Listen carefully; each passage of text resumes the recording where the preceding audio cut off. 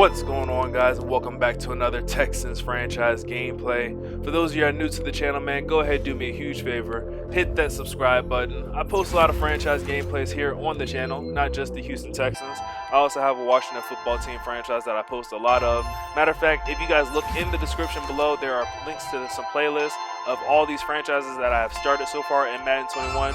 Feel free to look around, take a look, leave a like on the videos if you guys enjoyed, and as always, please subscribe.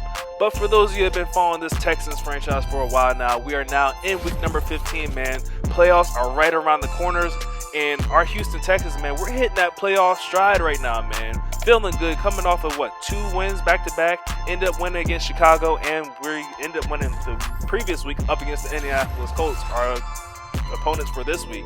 And in both of those games, we ended up upgrading Justin Reed all the way from from star to X Factor now.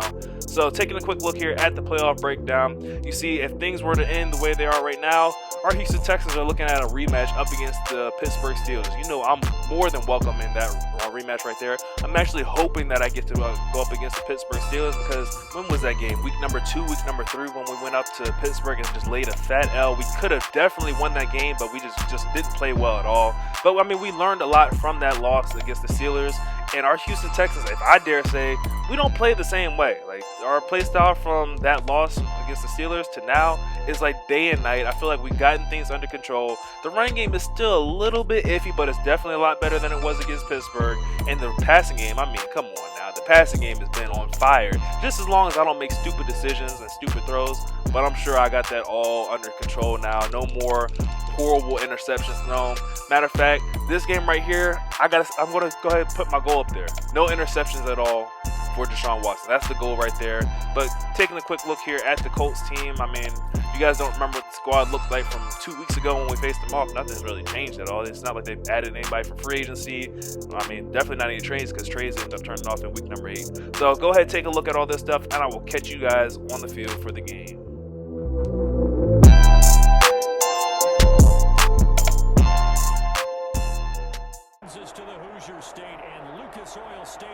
Alright, week number 15 getting ready to get underway here. Texans versus Colts. Last time these two teams matched up, we ended up forcing Jacoby Brissett into about, 4, maybe even 5 interceptions thrown. But where we struggled at was stopping the run game with Jonathan Taylor. He really just ran through my soul, did whatever he wanted to. So this time around, we're going to look to try to limit him. And whoo, what a way to start off as Lonnie Johnson comes through, knocking him down after a 2-yard gain up to the 27-yard line. Second down and 8, Jacoby Brissett dropping back to throw, put this ball in the air, and he picks up right where he left off, throwing an interception to Bernardrick McKinney. And the Houston offense is going to come onto the field with beautiful position already.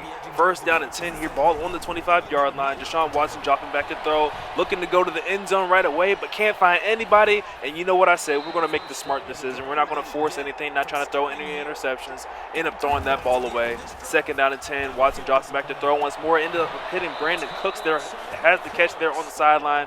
More than enough for Texans first down. First down and 10 here from the 14-yard line. Jet sweep goes to Will Fuller here, who cuts it up a little bit early. Ends up picking up the first down, but unfortunately, Will Fuller is injured on the play. That is definitely the last thing that the Texans want to see happen with playoffs being right around the corner. Second down, handoff goes to Dontrell Hilliard. He has no problem punching that one into the end zone for the first Texan points of the day. But back to the Will Fuller injury. It is a medium risk injury, just a little bruised knee. We're going to have to monitor that throughout the rest of this game, but we are going to keep him in the game. Probably not going to give him too many touches where he's going to get hit, or at least we'll try to avoid the hits there with him. Speaking of avoiding, Jacoby Brissett dropping back to throw here, trying to avoid throwing his second interception of the day. Ends up checking that one down to the tight end in the flats. Ends up picking up a gain of 3 yards. Second and 7, handoff goes to Jonathan Taylor, and he ends up getting stopped by Lonnie Johnson once more. Stonewalls the big back there after a gain of maybe about 4 yards. Third down and 3, Brissett dropping back to throw under pressure and is intercepted once more by who? Lonnie Johnson. I swear, man, this guy needs to be player of the year, player of the week. Like, he needs some kind of accolades to give him the upgrades that he's more than deserving of. Because Lonnie Johnson is a playmaker. He's the definition of a playmaker. First down and 10 here from the 11-yard line after a huge pickup there by QT. Deshaun Watson rolling the pocket to his left. Can't find anywhere to throw this ball. Ends up taking a sack there. Ends up losing 4 yards on the play. Backs us up to a 2nd and 14 here from the 15-yard line. Shotgun formation. He's going to drop back to throw, getting a little bit of pressure. Not really, though. Ends up firing that ball low pass there. In there to Brandon Cooks, who ends up making the catch to the 4-yard line. Handoff here on 3rd down goes to Dontrell Hilliard once more, who's into the end zone for his 2nd touchdown of the day. And the Houston Texans are starting to run away with this one. And it's still only the 1st quarter. Like I said in the pregame, man, I'm feeling really good about this Texans team. I feel like we're starting to figure things out as a unit. The defense is providing stops and turnovers. The offense is slowly but surely starting to figure things out. Like I said, the run game is slowly becoming a thing, but I mean, it's still a little bit of a work in progress. First down and 10 after the Colts pick up their first down of the game. They hand the ball off to Jonathan Taylor this time, who works his way all the way up across the 50 to the 49-yard line. The Colts are starting to move the ball here.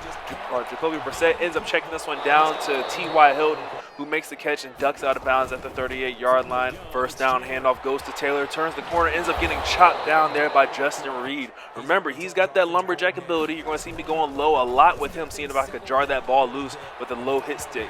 2nd down, read option is kept here by Jacoby Brissett, makes his way all the way down inside the 10, gets to the 7-yard line before he steps out. The Colts can smell that end zone. They hand the ball off here to Taylor, who fights his way all the way down to the 3-yard line for a gain of 4 on 1st and goal. 2nd and goal, play action fake, and Jacoby Brissett's in trouble. Justin Reed coming through for the huge sack, knocking him all the way back to the 11-yard line. Now 3rd down and goal. Definitely going to have to put the ball in the air there, and a dangerous throw there by Jacoby Brissett. He definitely has not had an easy throwing the ball here early in this one, and definitely just got away with almost throwing his 3rd interception.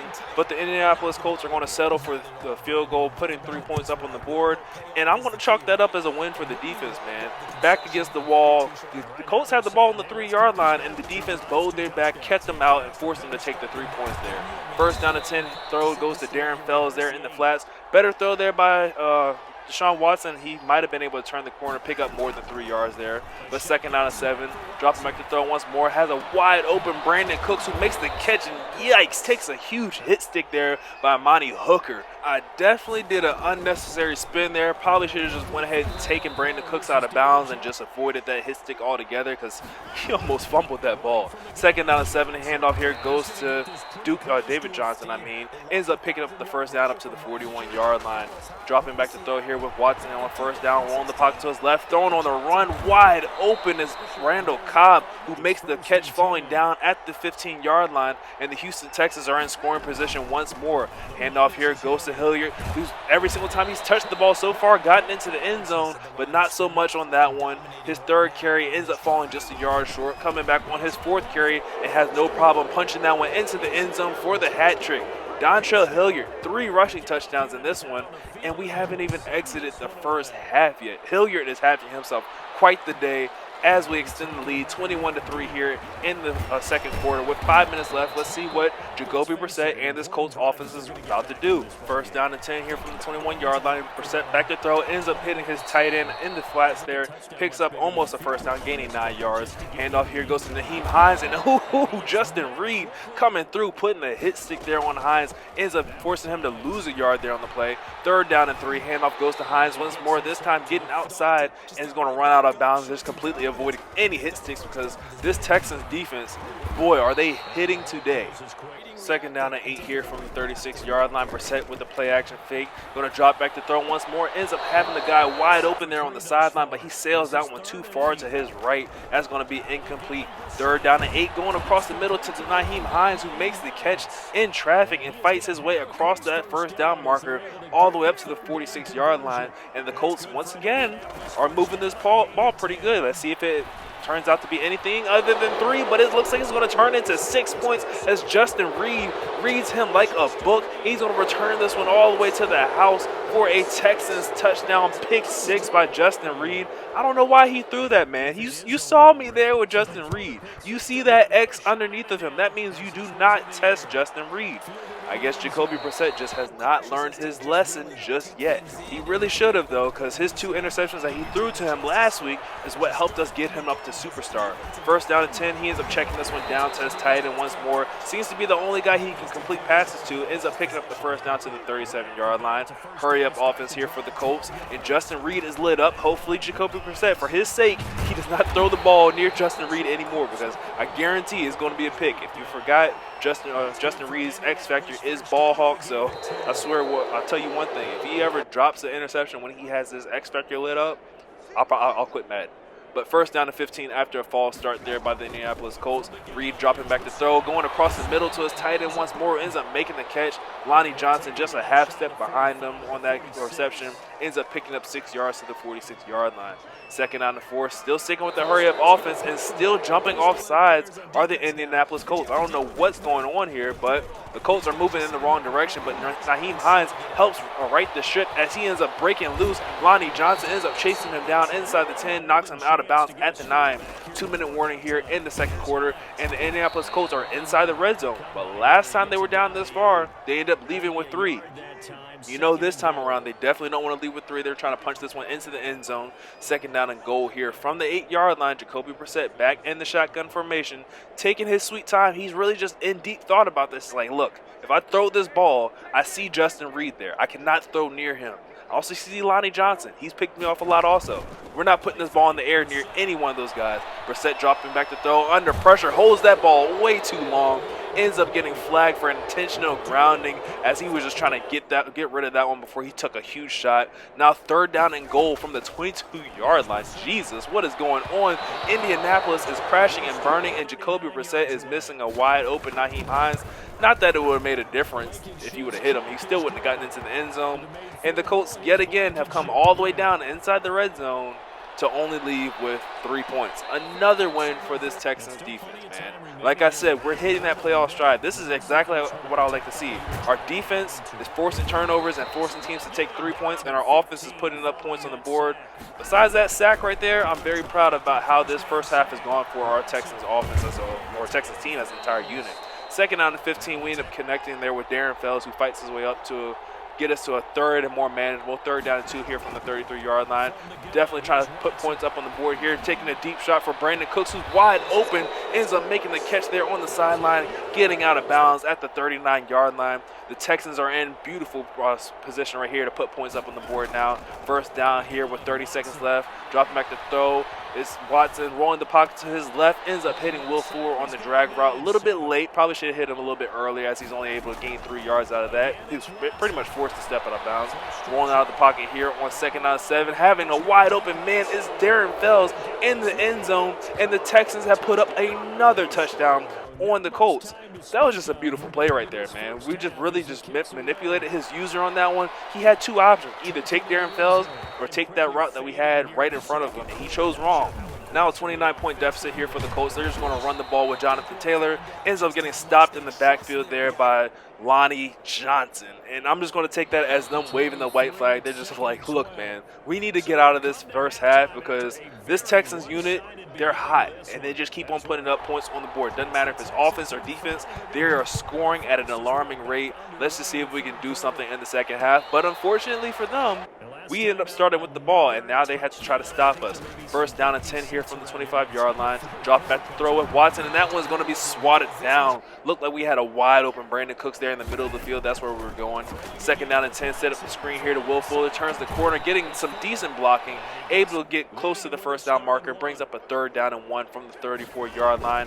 Handoff here goes to David Johnson. Ends up fighting through the tackle there, DeForest Buckner, and picking up the first down just barely. DeForest Buckner is a freaking load, man. I'll try to double team him as much as I possibly can, but my offensive line, to be honest, just really is not that good. First down and 10 here. We end up hitting Will Fuller in the flats. Ends up hitting a beautiful stop and go, and definitely going to duck out of bounds. Remember, Will Fuller is coming back from a bruised knee injury that happened in the first quarter. We're definitely not trying to take too many hit sticks with him and have him injured come playoff time. But first down and 10, it's all fine for Brandon Cooks to take hits. He can absorb those as he picks up a first down to the 25-yard line, going deep for Darren Fells, and talking about a hit stick. Good God. My man caught the ball, held onto it, ended up getting knocked down just shy of the end zone. But speaking of the end zone, this guy, Dontrell Hilliard, visits the end zone for his 4th time today. Dontrell Hilliard, man, having himself quite the day. You know what? When it comes to contract situations, I hadn't even really talked about that much at all. I mean, I might as well talk about it now. It's a blowout. It's 42-6. The Colts are just literally losing themselves in this one. But yeah, back to the contract situation. We have a lot of guys that we're going to have to look at resigning, and Dontrell Hilliard is going to be one of those guys I might have to look into resigning, see if I'm going to keep him or whatever. And I'm going to be honest, I'm really leaning towards keeping him on the team. I like about how fast he is. He's got 94 speed for one. And he's only a second-year running back out of Tulane. Definitely a lot of room for growth. Could possibly get him up to superstar, I'm hoping. X-Factor would be nice, but I mean, really at the running back position, I don't really care if he's an X-Factor. If I get him up to superstar, I'm perfectly fine with that. So Dontrell Hilliard is definitely going to be a guy that we're going to look into re-signing. 3rd down and 4 here. Jacoby Brissett just really trying to get something going here for this Colts team. And throwing passes like that are not going to be what's going to do it for you. Ends up throwing one into traffic. Lucky it wasn't intercepted. 4th down and 4. I mean, why not go for it? You're down 42-6. Ends up completing that pass in the flats there to Nyheim Hines. Ends up picking up the first down to the 18-yard line. Colts knocking on the door of the red zone. They're going to get in right there, getting down to the 16-yard line. All right, time to see what you all can put together. Can you get this one into the end zone? The last red zone trips have not been very fruitful for them. 3rd down and 3 here from the 11-yard line. Brissett under center. They're going to hand this one off to Jonathan Taylor, who ends up getting stonewalled after gaining 2 yards. 4th down and 1 here from the 9-yard line. Jacoby Brissett in the shotgun formation. Handoff goes to Taylor, who ends up picking up the first down, getting inside the 5, brought down at the 4. And the Colts are going to go hurry up offense. Hasn't worked with them so far today, and yet again, it's not going to work for them at all as they jump off sides once more, backing them up this time to the 9-yard line. Taylor gets the handoff and chopped down by Lonnie Johnson at the 3-yard line. 1 minute left here in the 3rd quarter, and the Colts are desperate to get in the end zone. They just need to see that they're capable of getting in, and they're just stopped. Oh my gosh, I feel bad for him there. Jonathan Taylor was as close as you can possibly come without getting into the end zone, and he ends up getting stopped. And on 3rd down and goal, he stopped once more, ends up losing 3 yards there, backs him up to the 4-yard line. 4th down and goal. Jacoby Brissett dropping back to throw, looking, can't find anybody, throws one up for grabs, and it's going to be tipped away and incomplete. And the Texans defense holds yet again. Like I said, man, this is what I like to see. We are hitting that playoff stride. The defense is making plays, getting them off the field. Granted, it is the Colts, but they are still pretty talented. Nyheim Hines, not the easiest running back to catch. He's very fast. Jonathan Taylor is a freaking load. He literally runs through everybody. Like I said, that first matchup against the Colts, Jonathan Taylor literally did whatever he wanted. I think he ended up finishing that one with well over 100 yards on the ground. But 1st down and 10, it is early in the 4th quarter. The Colts aren't going to the Texans aren't going to lay down just yet and just go ahead and call mercy for them. We're still going to try to push this ball down the field. At the end of the day, this is still a rivalry game. 2nd down and 2 here from the 26-yard line. Dropping back to throw. Ends up connecting underneath to Randall Cobb, who makes the catch, takes a shot, but ends up getting that ball all the way down inside the 9-yard line. 1st down and goal for the Texans. Ends up hitting Darren Fells, who ends up getting hit by DeForest Buckner. Jesus, man, you don't have to hit us that hard. DeForest Buckner is fed up with this. He's like, why can't we stop them? This makes no sense. 2nd down and goal, though. Handoff goes there on the jet sweep to Will Fuller, who gets into the end zone. Haven't called his name very much, and really that injury had a lot to do with it. Like I said, I'm not trying to see Will Fuller go down with a serious injury right before playoffs. Like, that just would be the worst situation imaginable. My superstar receiver going down. Granted, I do have a lot of other weapons on the offense to throw the ball to, but I'm really starting to like the way that Will Fuller fits into this offensive scheme. 2nd down and 2 here, Jacoby Brissett pretty much with this last option to try to get this Colts team into the end zone. Ends up hitting T.Y. Hilton across the middle, picks up a huge chunk across the midfield to the 45-yard line. Brissett rolling out this time. He's going to take off and use his legs, picks up the first down and ducks out of bounds before Justin Reed came to take his legs out from underneath him, that would have been the one that would have been a fumble there. I tell you what, I would have been surprised if Jacoby Brissett wouldn't have been injured, and it definitely would have been surprised if he would have found a way to hold on to that ball if Reed was able to connect on that hit stick. Now 3rd down and 9 here from the 32-yard line. The Colts are going to set up a screen here to Hines. Makes the catch, has blockers out in front of him, almost gets to the 1st down, but Justin Reed able to wrap him up, bring him down just short of the 1st down marker, but brings up a 4th and 1. If you're surprised that the Colts are going for it, I don't know why. They have nothing else to lose here. They hand the ball off to Hines, who ends up getting past Justin Reed as he picks up the 1st down to the 20-yard line. Still sticking with the hurry-up offense theme here. 1st and 10 here from the 20-yard line. Brissett gets this snap off just before the 2-minute warning. Rolling the pocket to his right. Can't find anybody. Decides to take off with his legs once more, and Justin Reed is coming for those ankles, man. I'm telling you, let me connect on one of those, especially on a quarterback. I guarantee a fumble. 2nd down and 6. Brissett rolling out of the pocket to his right. Throws one up for grabs, and all right, man. All right. Ends up connecting with Michael Pittman Jr., but I think that one had a lot to do with Madden helping him out, because I tell you what, it looked like Lonnie Johnson might have had his 2nd interception of the day, but Madden ends up bailing him out, letting him live, saying, look, Texans, you have done enough. Let them get on the board finally. You've had, 3 goal line stands against them? You need to stop. This is bullying. We do not allow this in our game. You're beating him by way too much. Let him go ahead and get into the end zone. And that's exactly what happened. Handoff here on 2nd and 10 goes to Dontrell Hilliard as we're just trying to run the rest of this clock out. Because, I mean, at this point, it's game over for sure. It's, a 36-point lead.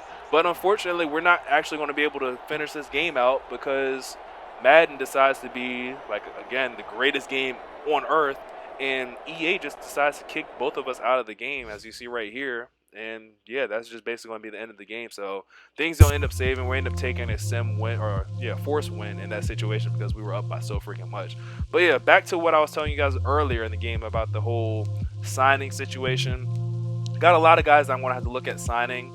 As you saw, Vernon Hargraves, PJ Hall, some of these other guys don't really matter. Dontrell Hilliard right there, as you saw. But yeah, I got a lot of decisions to make here in the near future. But as of right now, the one guy I know I'm going to sign back is Dontrell Hilliard. Like I said, 2nd-year guy out of Tulane, very fast, got 94 speed. Definitely going to see him as a piece to build with in the near future for this team after the season and forever, however long after the CFM goes. So leave a like on the video if you guys enjoyed. Make sure you subscribe for more Texans franchise gameplays, and I will catch you in the next one. Later.